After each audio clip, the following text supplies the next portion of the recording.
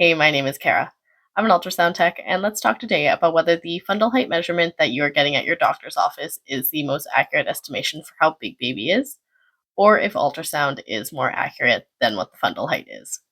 So, long story short, the ultrasound measurements are definitely way more accurate than what you are going to be getting at your doctor's office with just a fundal height measurement.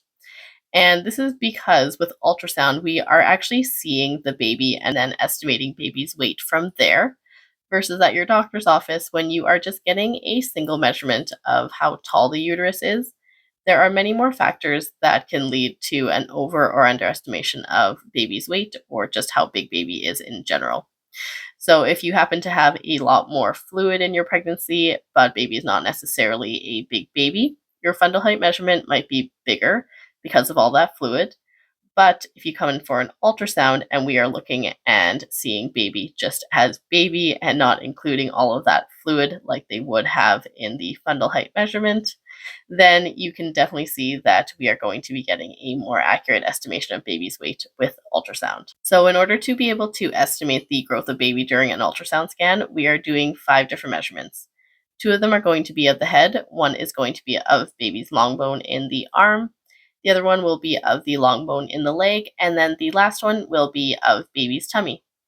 All of these in combination are going to be averaged out. That is how we get an estimated gestational age as well as an estimated weight for baby. Versus, again, at the doctor's office, they are just doing a tape measure of how tall your uterus fundus is, and that is really not going to give a very accurate indication of how big baby actually is.